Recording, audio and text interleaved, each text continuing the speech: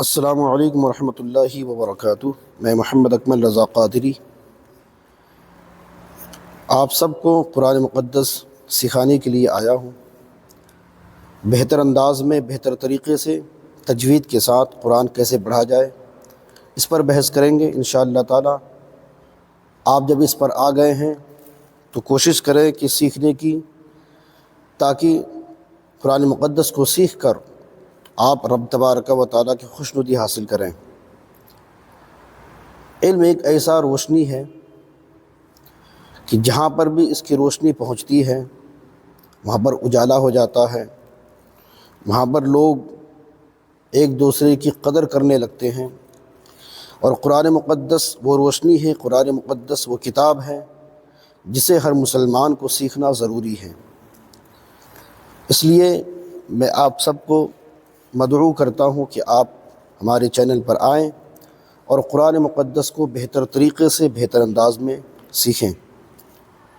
میں نورانی قاعدے سے تو شروع نہیں کروں گا، پہلے میں آپ کو جو چھوٹی چھوٹی باتیں ہیں جس کا جاننا بیحد ضروری ہے کہ ہم قرآن کیوں سیکھ رہے ہیں، پہلا سوال۔ دوسرا، قرآن سیکھنے سے کیا فائدہ ہے؟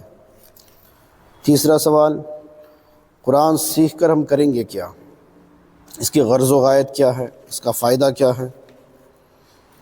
اس لیے قرآن مقدس کو سیکھنا، اس سے پہلے ان باتوں کا جاننا بہت ضروری ہے۔ کوئی بھی آپ کام لے لیں دنیا میں، جس کام کو بھی آپ کرتے ہیں اس میں کچھ نہ کچھ فائدہ آپ کو ہوتا ہے۔ آپ جو کام کر رہے ہیں اس میں آپ کو نقصان یا فائدہ پہنچتا ہے، لیکن قرآن سیکھنے والے کو کیا فائدہ پہنچے گا؟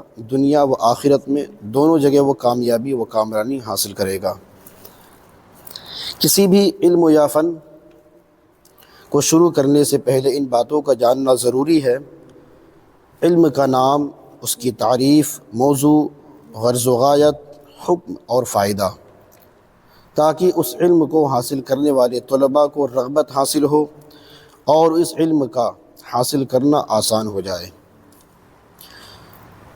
چنانچہ تجوید کی ابتدائی ضروری باتیں بیان کی جاتی ہیں، اس کو اپنی نوٹ بک پر نوٹ کر لیں اور یاد کر لیں۔ تجوید کی تعریف۔ تجوید کا لغوی معنی التحسین والاتیان بالجید، سنوارنا، خوبصورت کرنا اور کسی کام کو عمدگی سے کرنا، یہ تجوید کا لغوی معنی ہوا۔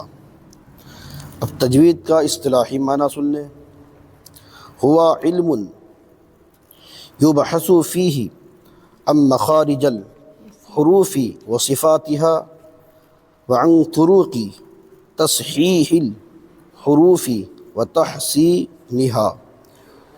علم تجوید اس علم کا نام ہے جس میں حروف کے مخارج اور ان کی صفات اور حروف کی تصحیح، صحیح ادا کرنے اور تحسین، خوبصورت کرنے کے بارے میں بحث کی جاتی ہے۔ انشاءاللہ تعالی آج کا کلاس اتنا ہی ہے، اور آگے انشاءاللہ آگے بتایا جائے گا۔ جتنا بھی میں نے پڑھایا ہے اس کو سب سے پہلے آپ کسی کاپی میں نوٹ کر لیں اور کمنٹ کر کے بتائیں کہ آپ نے سیکھا ہے یا نہیں، آپ کو سمجھ میں نہیں آیا تو آپ پوچھ سکتے ہیں۔ السلام علیکم ورحمۃ اللہ وبرکاتہ۔ اجازت دیجیے۔